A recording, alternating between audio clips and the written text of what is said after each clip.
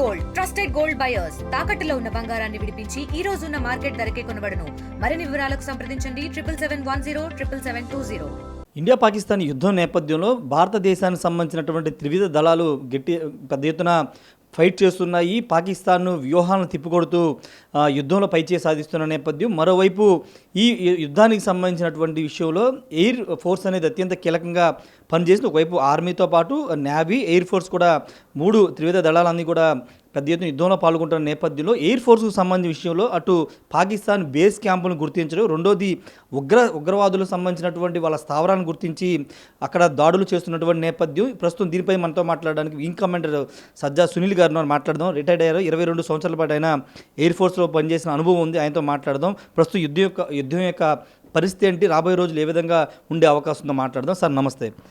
Sir, అంటే ఎలా చూడాలంటే మీరు ఆల్రెడీ ఎయిర్ ఫోర్స్లో పనిచేసి ఉన్నారు. ప్రస్తుతం భారతదేశం టార్గెట్ అంతా కూడా వాళ్ళ అంటే పాకిస్తాన్ మీద దాడి కాదు, పాకిస్తాన్లో ఎవరైతే ఉగ్రవాదులకు వాళ్ళు ఆశ్రమం కల్పించి ఉగ్రవాదులను పెంచి పోషిస్తున్న ఆ స్థావరాలను గుర్తించి మనం దాడులు చేస్తున్నాము. అంటే ఎలా ఎయిర్ ఫోర్స్ రోల్ ఏ విధంగా ఉంటుంది భవిష్యత్తులో, అంటే యుద్ధం ఇంకా కంటిన్యూ అయితే కనుక ఎయిర్ ఫోర్స్ ఎలాంటి కీ రోల్ పోషించబోతుంది? ఇప్పటి వరకు మనం ఏంటంటే డిఫెన్స్ సిస్టమ్స్ అంటామండి. సో ఇప్పటి వరకు జరిగిన అన్ని వార్ఫేర్ చూసుకుంటే కనుక మనకి వీళ్ళు జరిగిన టెర్రరిస్ట్ అటాక్స్ ఇవన్నీ కార్గిల్ కానీ ఇవన్నీ ఏంటంటే ఇంటర్నల్ వాటర్లో కూడా మనం ఎప్పుడు ఫుల్ ఫ్లెడ్జ్గా బయటికి వెళ్ళలేదు. సో ఇప్పుడు కూడా ఇనీషియలీ మనం 22వ తారీఖున వాళ్ళు చేసిన పహల్గామ్ అటాక్ అది అప్పటి నుండే వాళ్ళు మొదలుపెట్టారు. పహల్గామ్లో వాళ్ళు మొదలుపెట్టిన దానికి మనం రిటాలియేటరీ స్ట్రైక్గా మళ్ళీ 7వ తారీఖున వాళ్ళ క్యాంప్స్ ఏవైతే 9 ఉన్నాయో టెర్రరిస్ట్ మీద మన దాడి అని చెప్పి మనం వెళ్ళాము. ఆ పర్టికులర్ దాడుల్లో మనం చేసి వాళ్ళకి చూపించాము, ఇదిగో బాబు మీకు ఇక్కడిక్కడ ఉన్నాయి మీ క్యాంప్స్, మీకు ఎన్నోసార్లు చెప్పాము మీరు టెర్రరిస్టులని మీరు ఆపండి, మీ క్యాంప్స్ ఆపండి అని చెప్పినా సరే మీరు ఆపలేదు కాబట్టి మేము కూల్చామని చెప్పి వాళ్ళు చూపించారు. అన్నీ అంతర్జాతీయంగా అందరికీ వాళ్ళు తెలియపరిచారు. దానికి కూడా అంతర్జాతీయంగా అందరూ దాన్ని హర్షించారు, కరెక్టే ఇది అని చెప్పి అన్నారు. అందుకోసం మన అటాక్ ఎంతసేపు ఏంటంటే మీరు ఈ టెర్రరిస్ట్ ఉగ్రవాదుల్ని ఆపండి అన్న ఇదితోనే మనం ఇప్పటివరకు ముందుకెళ్ళాము. తర్వాత వాళ్ళు సహించలేక వాళ్ళు డ్రోన్ అటాక్ మొదలుపెట్టారు. డ్రోన్ని వాళ్ళు అటాక్ చేసినా సరే మనం సమన్వయం పాటిస్తూ వాటి డ్రోన్ మన భూగర్భంలోకి వస్తున్నప్పుడు మనం దాన్ని తిప్పికొడటానికి వాటిపై దాడి చేసి వాటిని నేలమట్టం చేసాం. అది సో ఆ తర్వాత మనం ఇక ఆచితూచి నిర్ణయాలు తీసుకుని మనకున్న ఇన్ఫర్మేషన్ బట్టి కానీ మనకున్న వీటిని ఉన్న పరిస్థితులు బట్టి అంతర్జాతీయంగా జరుగుతున్న సమ్మేళనాలను బట్టి అన్నీ చూసుకుని దాన్ని బట్టి సిసిఎస్ మీటింగ్లు వాళ్ళు ఏర్పాటు చేసుకుని అందులో ఎలాగెళ్ళాలి ఏంటి వాళ్ళ నిర్ణయాలు తీసుకుని దాన్ని బట్టి ఇచ్చిన ఆదేశాన్ని బట్టి మన ఇండియన్ ఆర్మీ కానీ ఇండియన్ ఎయిర్ ఫోర్స్ కానీ నేవీ కానీ అన్నీ వాళ్ళు దానికి తగ్గట్టుగా వాళ్ళు. అంటే సార్, వింగ్ కమాండర్ మహిళా వింగ్ కమాండర్ మొన్న ఆ రోజు 9 స్థావరాల మీద దాడులు చేసిన సందర్భంలో చాలా క్రూషియల్ రోల్ పోషించారు. అసలు అంటే ఎలా సార్, అంటే ఆ టైంలో వింగ్ కమాండర్ మీరు కూడా పనిచేశారు కాబట్టి ఆ టైంలో మీకు ఎలాంటి ఇన్స్ట్రక్షన్స్ వస్తాయి మీ మైండ్లో, అంటే ఎలాంటి సిచ్యువేషన్స్ ఉంటాయి ఆ దాడి చేసే క్రమంలో? కానీ ఆ టైంలో దాడి జరిగింది అన్నాక దానికి తిప్పి కొట్టాలి అని అంటే మనం ఆఫ్ ప్రిపేర్డ్ అయ్యి ఉండాలి. మేము ఎప్పుడు ప్రిపేర్గానే అయ్యి ఉంటాము.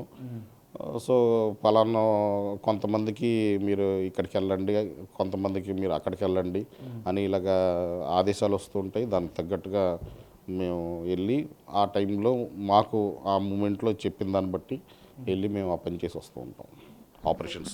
సార్, గతంలో కంటే ఇప్పుడు కొంత టెక్నాలజీ పరంగా చాలా అడ్వాన్స్డ్గా ఉన్నాము. డ్రోన్లు గతంలో 1965లో కానీ లేకపోతే 77లో జరిగినటువంటి యుద్ధాల్లో ఉపయోగించినటువంటి చాలా కొత్త టెక్నాలజీ ఇప్పుడు ఉపయోగిస్తున్నాం. డ్రోన్ సాయంతో వాళ్ళ బేస్ క్యాంపులను గుర్తించడం కానీ మేము చేస్తున్నాము. ఇప్పుడు టెక్నాలజీ రోల్ ఏ విధంగా ఉందనుకుంటున్నారు, ఈ ముఖ్యంగా మీ కమాండ్కి సంబంధించి? మనం టెక్నాలజీ పరంగా ఇప్పుడు మీరు ఆల్రెడీ చూసే ఉన్నారు, మన దగ్గర ఉన్న కొత్త ఆయుధాలతో డ్రోన్లని మనం చిత్తుగార్చాము. అలాగే మన దగ్గర ఉన్న రడార్ సిస్టమ్స్ కానీ అన్నీ బాగా పనిచేస్తున్నాయి కాబట్టి అన్ని ఆధునిక వెపన్స్తోనే మనం ఎదుర్కొంటున్నాము. పాకిస్తాన్ మీద మనం చాలా ముందంజలో ఉన్నాము. మనకి ఎటువంటి ప్రమాదము లేదు. మనం వాటికి తిప్పికొట్టే ఇదిలో మనం ఉన్నాము. ఇప్పుడు మన ఎయిర్ ఫోర్స్కి సుఖాయి లాంటివి కానీ లేకపోతే చాలా అడ్వాన్స్డ్ సంబంధించిన వెపన్స్ మనకు చాలా ఉన్నాయి. ఏంటి సార్ అంటే పాకిస్తాన్కి లేని బలమే మనకున్న బలం ఏంటి, వాళ్ళకున్న బలహీనతలు ఏంటి? మన బలం అలా మన దగ్గర ఉన్న వెపన్స్, దాన్ని నడిపే మన మనుషులు, దాన్ని అదే మన ట్రైనింగ్, అంతే, అదే మన బలం. అది వాళ్ళ బలహీనతలు అవన్నీ ఏంటంటే రా ఇన్పుట్స్ బట్టి మనం తెలుసుకుని దాన్ని బట్టి మనం అటాక్ చేస్తూ ఉంటాం. అంతే. అది అటాక్ చేయటం అంటే మనకు వచ్చిన ఇన్పుట్స్ ఈ సిసిఎస్ మీటింగ్లో మనకి వాళ్ళు చెప్పిన దాన్ని బట్టి మనం ఆ ఇన్పుట్స్ తగ్గట్టుగా ఎలాగ ఎదుర్కోవాలి ఏంటి అనేది మనం చేస్తూ ఉంటాం. అంటే పాకిస్తాన్ ఆల్రెడీ తోక ముడిచింది, భయపడి ప్రధాని బంకర్లో దాక్కోవడం, లేకపోతే చాలామంది అక్కడ ఆర్మీలో పనిచేసే వాళ్ళు కూడా మేము యుద్ధాన్ని ఫేస్ చేయలేమని వాళ్ళు వెనక్కి వెళ్ళిపోవడం, ఈ పరిణామాన్ని ఎలా చూడాలి? అంటే మనం ఆల్రెడీ ఒక మానసికంగా మనం యుద్ధాన్ని గెలిచినట్టేనా అనుకోవచ్చు అలాగే? ఫస్ట్ ఆఫ్ ఆల్ చూస్తే పాకిస్తాన్ ఆర్థిక పరిస్థితి యుద్ధాన్ని కోరుకునే స్టేజ్లో లేదు. వాళ్ళు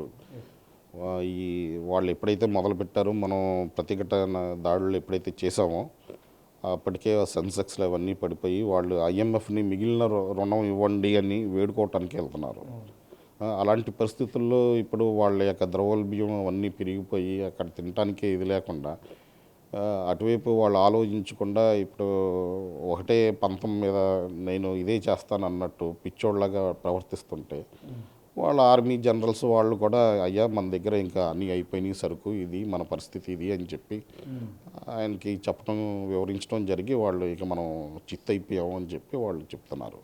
అది అయినా పట్టించుకోకుండా ఉన్నది ఎంతో కొంత ఉందో అది కూడా ఉపయోగిస్తాము, నా దగ్గర న్యూక్ ఉందని చెప్పి నేను ఉపయోగిస్తాను అని చెప్పి అంటున్నాడు. అది ఇప్పుడు అంతర్జాతీయంగా అలాంటి ఆల్రెడీ మనం ఈయన చెప్పారు, వెయిన్స్ గారు, అంటే ఒకవేళ వాళ్ళు న్యూకి ఉపయోగిస్తే కనుక మేము ఇంటర్ఫియర్ అవుతాము అని చెప్పి. అది సో అలాంటి పరిస్థితుల్లో వాళ్ళు అందుకనే చైనా కానీ అమెరికా కానీ వాళ్ళని వారిస్తుంది, మీరు తగ్గండి అని. జనరల్గా పాకిస్తాన్ దగ్గర చాలా అణుబాంబులు ఉన్నాయి, మా మీద యుద్ధానికి వస్తే అణుబాంబులు ప్రయోగిస్తామని చాలా సందర్భాలు మాట్లాడుతూ ఉంటారు. నిజంగానే పాకిస్తాన్కి అణుబాంబులు ఉన్నాయా లేకపోతే ఏదైనా అపోహ మాత్రమేనా? ఇదివరకు 2022లో వాజ్పేయి గారు ఒకటే మాట చెప్పారు. అది వాజ్పేయి గారి ప్రభుత్వం ఒకటే మాట చెప్పింది, దానికి కట్టుబడి ఉన్నాం. ఇప్పుడు కూడా మన వాళ్ళు కూడా ఇప్పుడు కూడా చెప్తుంది అదే, వాళ్ళు మొదటి అణుబాంబు తీస్తే తర్వాత ఇక వాళ్ళు మిగలరు అని. అది అణుబాంబు ప్రయోగించాలంటే ఇప్పుడు జపాన్లో హిరోషిమా నాగసాకిలో ప్రయోగించారు. అణుబాంబు ప్రయోగించాలంటే కొన్ని నియమాలు ఉంటాయి, అంతర్జాతీయంగా యుద్ధానికి సంబంధించిన నియమాలు ఉంటాయి. అవి పాటించాల్సిన అవసరం ఉంటుందా? అవి పాటించాలి కాబట్టి వీళ్ళు పూనుకుంటున్నారు, అమెరికా కానీ చైనా కానీ. ఇప్పుడు అందుకే వాళ్ళకి చెప్తుంది, నువ్వు ఎక్కువగా చేస్తున్నావు, తగ్గు అని చెప్తున్నారు. అయినా వాళ్ళ మాట వినకపోతే అప్పుడు ఏంటి పరిస్థితి అనే దాని మీద ఇక ఆలోచన చేసి ఒకవేళ వాళ్ళు గనక న్యూక్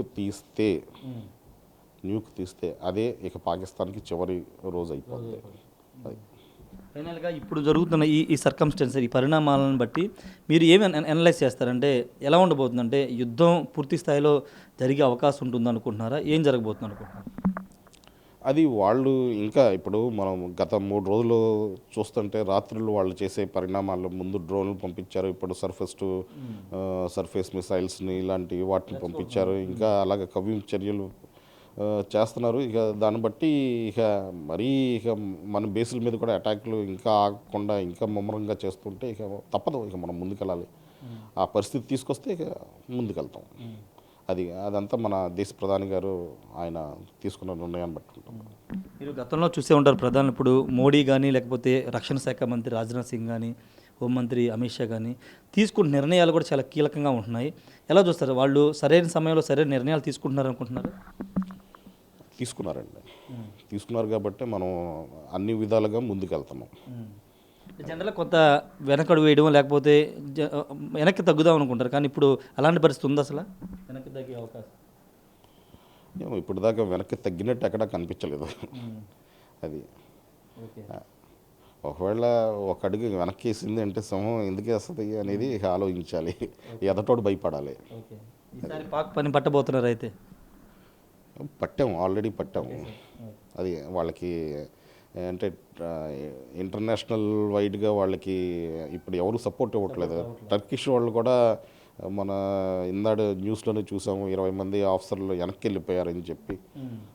అలాగే చైనా వాళ్ళు కూడా ఇక డైరెక్ట్ సపోర్ట్ అనేది ఇవ్వట్లేదు అనేది, ఇక వాళ్ళ అన్ని విధాలుగా వాళ్ళు ఇప్పుడు ఇదైపోతున్నారు. మరి దాన్ని బట్టి ఇక మనం అదే వాళ్ళ పని పట్టాము. వాళ్ళు ఇంకా ఏమీ లేదు.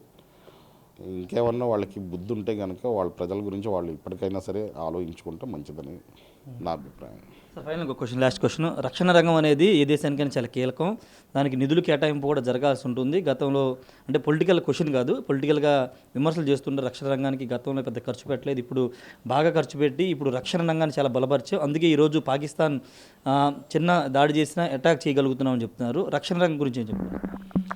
అది కరెక్టేనండి. ఇప్పుడు మనకి లేటెస్ట్ ఎక్విప్మెంట్స్ ఉన్నాయి కాబట్టి మనం ధైర్యంగా ఎదుర్కోగలిగాము, పోరాడగలిగాము, మనల్ని మనం కాపాడుకోగలిగాము.